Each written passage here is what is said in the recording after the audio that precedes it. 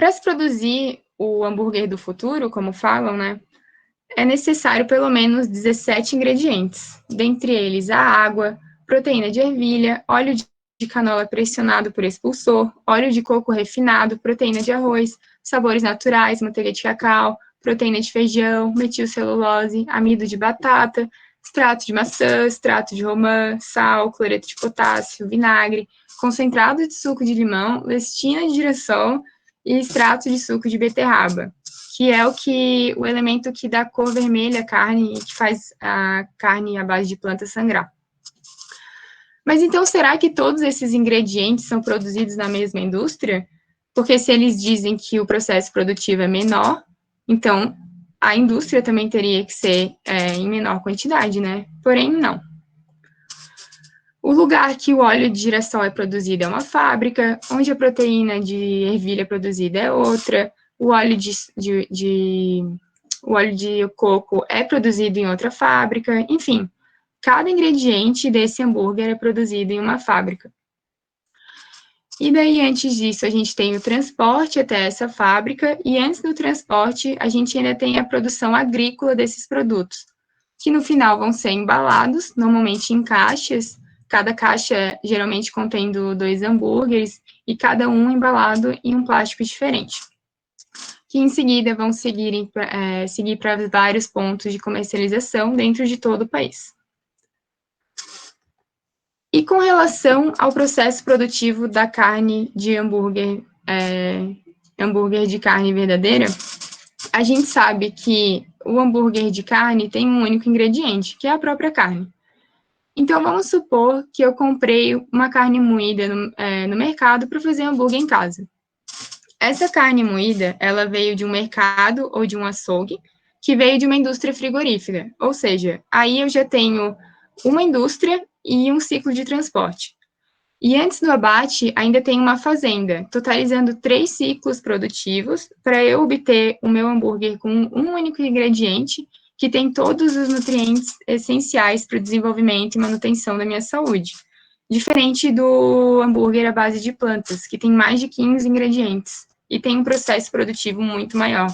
Então, vocês percebem a diferença e a contradição no que eles dizem ser e, na verdade, não são? Outra coisa em relação à cadeia da carne, que faz as pessoas deixarem de comer carne, é em relação ao suposto desperdício de água que ocorre durante o processo de produção. Essas informações eu tirei do waterfoodcalculator.org, que é um site que mostra a pegada hídrica de vários produtos alimentícios, inclusive da carne. Então, segundo eles, para se produzir 1 quilo de carne, é necessário mais de 15 mil litros de água, certo? Mas ainda, conforme eles mesmos dizem, a carne bovina tem uma grande pegada hídrica. No entanto, uma grande pegada hídrica não significa necessariamente que seja insustentável. E isso se explica porque esses 15 mil litros de água são divididos em 3 tipos de água, que é a água verde, ou seja, a água da chuva e da precipitação natural, que fica armazenada na parte superior do solo, né, e ela não vai para outras correntes de água e nem é armazenada em bacias de águas subterrâneas, como os aquíferos, né? E a água azul, que é a água oriunda de fontes de água doce, podendo ser encontrada em rios, lagos e lagoas, superficial ou subterrânea. E também tem a água cinza, que é a água usada para diluir os poluentes usados durante a produção dos alimentos. E essa água, depois, ela deve ser tratada e devolvida para a rede de esgoto com uma qualidade maior do que os parâmetros de qualidade acordados. Então, nessa imagem, no quadro da direita, a gente vê que num sistema de criação de bovinos em pastagem, 97% da água usada é a água verde, 2% é de água azul e 1% é de água cinza. Enquanto no quadro da esquerda mostra a criação de bovinos num sistema de confinamento, que 94% da água usada é verde, 3% azul e 3% cinza.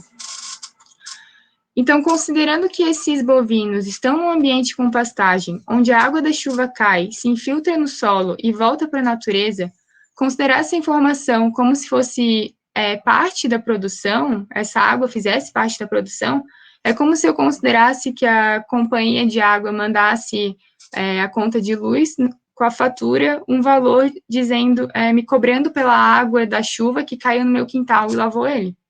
Eu estou trazendo essa informação para o cotidiano para vocês entenderem como é grave essa afirmativa que eles fazem. Então, ao fazer uma análise de entrada de água, a gente sempre deve citar as fontes de água usadas para produzi-lo, porque existem várias fontes de entrada e saída de água. Então, um alimento que é produzido quase inteiramente com chuva natural, não é necessariamente um devorador de água comparado com um alimento que usa a água irrigada de aquíferos naturais ou usa muita água para conseguir diluir os poluentes, que são aqueles alimentos que usam mais a água azul e a água cinza. Outra informação que as pessoas costumam não saber é que o gado, quando bem administrado, ele é capaz de melhorar a capacidade de retenção de água do solo. O produtor rural, quando ele, através de práticas regenerativas, como o pasto rotativo, ele consegue proporcionar período de descanso para as pastagens, onde a água verde, durante esse período, penetra no solo e consegue aprimorar o processo de crescimento das plantas nas pastagens. E também em terras duras e compactadas, a chuva escorre, né? A chuva que cai nessa terra, ela escorre e não consegue ser absorvida pelo solo, porque quando o solo não tem uma cobertura de pastagem, a chuva leva a camada superficial, junto com os fertilizantes químicos, para os rios. E também tem a prática de gestão de ecossistemas, como cercar lagos, lagoas e margens de rios, para evitar o acesso do gado a esses ecossistemas frágeis, e também o depósito de urina e esterco no curso da água. Então, com base nessas informações, a gente percebe que no sistema de pastagem bem administrado, a chuva é absorvida pelo solo como uma esponja e consegue chegar até as raízes das plantas, sendo isso extremamente crítico, principalmente em ambientes secos, onde chove pouco. E esse benefício, a gente não consegue calcular usando o pensamento reducionista. A gente tem que pensar no sistema como um todo. Outro ponto a se considerar é que as vacas não apenas usam a água, elas também urinam. Então, cerca de 30% do que o gado consome é devolvido diretamente ao ecossistema por meio da urina e do esterco, onde ele adiciona nutrientes e micróbios benéficos à pastagem. E em pastagem quebradiça, a chuva penetra na camada superior do solo apenas quando há atividade microbiana suficiente no subsolo. Então, felizmente, o gado consegue decompor biologicamente essas plantas através da própria urina e do estrume que ele deposita pela pastagem. Portanto, o estrume do gado só deve ser visto como resíduo quando está altamente concentrado, porque quando ele está disperso pelas pastagens de forma uniforme, ele alimenta a vida microbiana do solo, podendo até reduzir as emissões de carbono e melhorando a saúde da pastagem. Então, tanto o sobrepastoreio quanto a remoção do gado do local, ela resulta em manchas vazias na pastagem, levando ao aumento do escoamento e da compactação do solo. E agora a gente já sabe que quando o solo não tem uma camada de pastagem por cima, ou quando ele está muito compactado, a terra não consegue absorver facilmente a água que é depositada em cima. Então, no fim, a informação que passam para a gente é que para produzir 1 quilo de carne são necessários 15 mililitros de água. Mas agora a gente sabe que, considerando que seja um sistema de confinamento, 94% dessa água vem da chuva. E também que, para chegar nesse resultado, nesse cálculo matemático, vários fatores são considerados também, como a quantidade de água utilizada na produção dos alimentos dos bovinos, a água que os bovinos bebem e até a água utilizada na limpeza dos currais que eles ficam. Então, vocês percebem como é fácil a gente ser manipulado quando a gente passa um número para a gente vê aquele número e simplesmente acredita e não questiona nem como foram usados, como foi feito os cálculos e as fontes da informação. Outra polêmica em relação à pecuária é sobre os gases do efeito estufa que ela contribui, né? Estudos dizem que a pecuária é o maior emissor de gases do efeito estufa, como o óxido nitroso, o gás carbono e o metano. Então, a média anual brasileira de emissão de metano é de 57 quilos por animal. Uma pesquisa da Embrapa, no entanto, viu que é possível reduzir esse número para 37,7 quilos através da estratégia de mitigação, como a melhoria da eficiência da pecuária e a melhora do desempenho dos bovinos. Então, nesse estudo da Embrapa, que eu vou abordar mais para frente, ele fez uma simulação de balanço entre a emissão e a remoção de gases do efeito estufa numa pastagem extensiva e numa recuperada. E ele viu que é possível obter um saldo positivo de carbono recuperado da atmosfera. Então, esses sistemas de produção, a gente tem como exemplo a integração lavoura-pecuária-floresta, que é basicamente quando tu planta árvores no meio da pastagem. Então, essas árvores vão absorver ou neutralizar o metano entérico que é expelido pelos animais e vão reduzir essas emissões de carbono. E esse tipo de sistema, ele também promove maior bem-estar para os animais, porque ele proporciona conforto térmico devido às sombras que as árvores conseguem proporcionar. E outra estratégia de mitigação dos gases do efeito estufa são nas alterações da nutrição do animal, através da inclusão de aditivos que melhoram a digestibilidade dos bovinos. E essas estratégias todas são capazes de diminuir a emissão dos gases. Mas isso ocorre principalmente porque os sistemas integrados como esse da lavoura, pecuária, floresta retêm mais carbono e uma melhor digestão dos bovinos é capaz de emitir menores emissões de metano. Mas esse problema é principalmente crítico em pastagens degradadas, porque nessas condições ela perde muita matéria orgânica e libera mais gás carbônico na atmosfera. Então, como costumam fazer, né, a gente não pode levar em consideração só o bovino como sendo o principal emissor dos gases. A gente tem que observar a dinâmica dos gases do efeito estufa num sistema como um todo, levando em consideração a pastagem, o solo, o animal e a atmosfera, visto que alguns desses elementos do sistema podem sim remover os gases gerados pela pecuária. Então, nessa pesquisa da Embrapa, foi avaliado o efeito das emissões dos gases de efeito estufa na produção de gado de corte. E, como resultado, se obteve que, numa pastagem recuperada, ele teve um saldo positivo de 7,68 toneladas de carbono sequestrado anualmente, em comparação com a pastagem extensiva de vegetação natural. Mas, explicando um pouco melhor, num ambiente normal, o bovino vai emitir 0,975 toneladas de carbono na pastagem extensiva. E essa pastagem vai recuperar 6,1 toneladas de carbono, dando um saldo positivo de 4,3. A dieta também interfere nessa quantidade de carbono emitida, ou seja, um animal que come determinado alimento ou outro, ele vai emitir mais ou menos carbono.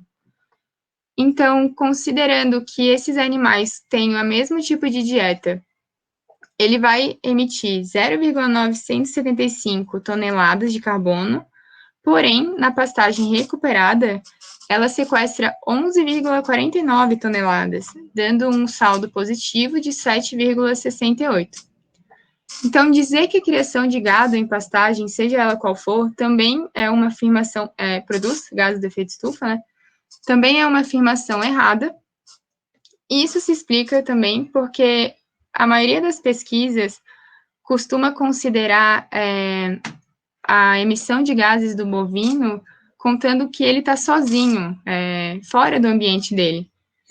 Mas o bovino não está na rua, ele não está na cidade, ele está dentro do ambiente dele, né, com pastagem, chuva, frio, sol, vento. E dentro desse ambiente natural, a produção animal não contribui com os gases do efeito estufa, e inclusive podem até melhorar a emissão desses gases. Outro ponto que gera dúvida também em relação à pecuária é sobre as áreas desmatadas com o objetivo de produzir pasto para a produção de gado. Então, existe uma lei do Código Florestal que obriga todos os produtores rurais a destinarem uma parte da área rural dele para a área de preservação permanente. Então, o que é uma área de preservação permanente? Segundo a lei, é uma área protegida, coberta ou não por vegetação nativa, com a função ambiental de preservar os recursos hídricos, a paisagem, a estabilidade geológica e a biodiversidade, facilitar o fluxo gênico de fauna e flora, proteger o solo e assegurar o bem-estar das populações humanas. Então, segundo a pesquisa da Embrapa, 66,3% do território brasileiro é destinado a áreas preservadas, o que equivale ao tamanho de 17 países europeus. E dentro dessas áreas preservadas, 25,6% são destinadas às áreas de preservação permanente. Então, como eu disse anteriormente, essa lei do Código Florestal, ela obriga que o produtor reserve uma determinada porcentagem da sua propriedade para a área de preservação permanente, o que normalmente costuma levar até 50% do imóvel do produtor rural. Então, vamos supor que um produtor tem 1.000 hectares de terra. Isso quer dizer que 500 hectares vão ser destinados à preservação. E isso representa 3,1 trilhões de reais em patrimônio imobilizado. Fora a manutenção que o produtor deve fazer, onde ele deve investir em torno de 20 bilhões de reais por ano para casos de quebra de cerca, de queimadas, enfim. Qualquer dano que for causado nessa área de preservação, quem tem que arcar com esse prejuízo é o próprio produtor rural. Então, dizer que a produção animal é a que mais desmata também é outra afirmativa errada. Mas aí as pessoas podem dizer, né? Tá, mas quem faz essas pesquisas normalmente são órgãos que têm interesse nessa informação. Mas se não é a Embrapa, que é a empresa brasileira de pesquisa agropecuária, para fazer pesquisas em relação aos impactos e não impactos na saúde e no meio ambiente, quem mais que faria essas pesquisas? Então, gente, a gente sabe que a pecuária brasileira não é perfeita, muito pelo contrário, a gente tem muitas falhas ainda para melhorar, como aumentar a fiscalização, regularizar mais, né, os produtores rurais e principalmente combater a grilagem, que é uma prática criminosa, onde as pessoas registram áreas que normalmente são invadidas sem a autorização do órgão competente. Então, no fim, apesar da gente ter todos esses contrapontos da pecuária, ela também não é esse bicho de sete cabeças que a mídia vive falando, né? Principalmente através de mitos e crenças, preconceito, né? E vários fatores relacionados à crença popular. A gente sabe agora que a pecuária regularizada e bem administrada, ela é capaz, sim, de ser sustentável, melhora a saúde no meio ambiente e é essencial para o desenvolvimento do nosso país, não apenas no sentido econômico, mas também como um todo, né? Para finalizar essa palestra, eu queria citar a frase de uma pessoa que eu admiro muito, principalmente pela sua história de vida e superação, que é a Temple Grandin, que diz que os animais nos tornam humanos. E isso não poderia ser mais verdadeiro, porque é por meio dos animais que a gente consegue estabelecer um vínculo com a natureza. E esse vínculo nos traz um senso de conexão com ela que nos faz lembrar que a gente não está acima da natureza, mas que a gente faz parte dela. E outra frase não menos importante do Albert Einstein, que diz que o importante é não pararmos de questionar. E isso é essencial, porque quando a gente questiona, a gente não aceita qualquer opinião como sendo verdade absoluta, e isso abre a nossa mente para a gente ter um pensamento crítico em relação às informações que chegam até nós. Eu queria também agradecer a vocês pela atenção, né?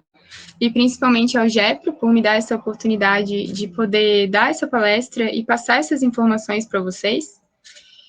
E eu também tenho o Instagram, né, o Expo Alimentos, que eu criei com a Tainá Zilzi, também da veterinária, que, como a Júlia falou, lá a gente posta conteúdos em relação à pecuária e à produção de alimentos, sempre com o objetivo de desmistificar esse setor e também trazer conhecimento com embasamento científico.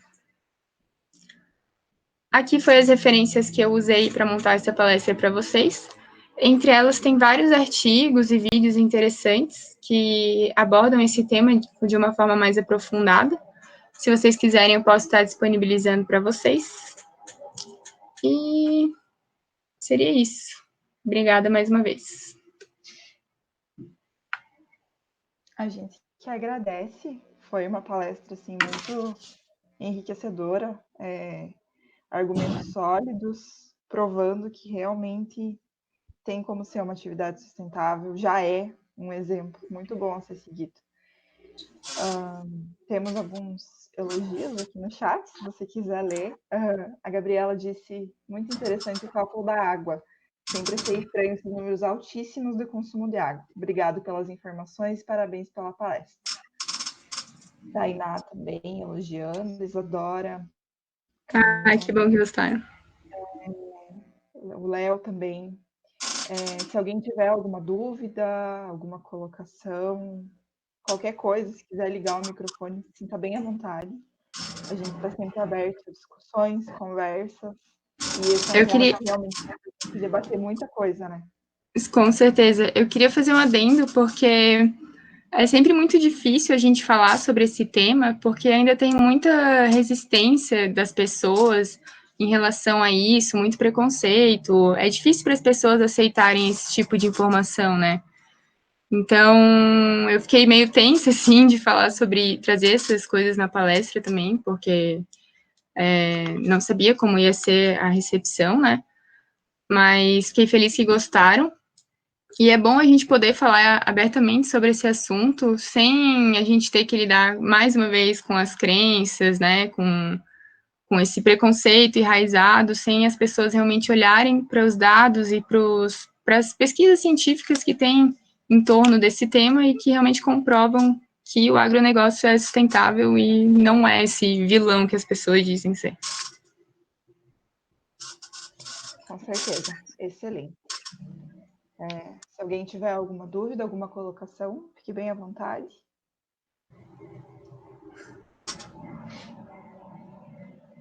Temos vários elogios. Obrigada pelos elogios. Muito bom, muito legal.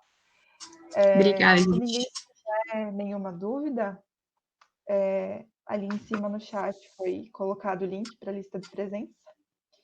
A gente pede que todos assinem para a gente emitir certificados. Os certificados são por semestre, então, como o semestre ainda está correndo, é fim de ano, mas não é fim de semestre. Então, os certificados vão ser emitidos no fim de semestre que vem, no fim desse semestre, no ano que vem. E a gente agradece muito a Lara, né, que se disponibilizou, fez assim uma fala excelente. E agradecer também a todo mundo que vem participar das nossas reuniões. A gente está contando com uma presença, com um número cada vez maior de pessoas, a gente fica muito feliz com isso. E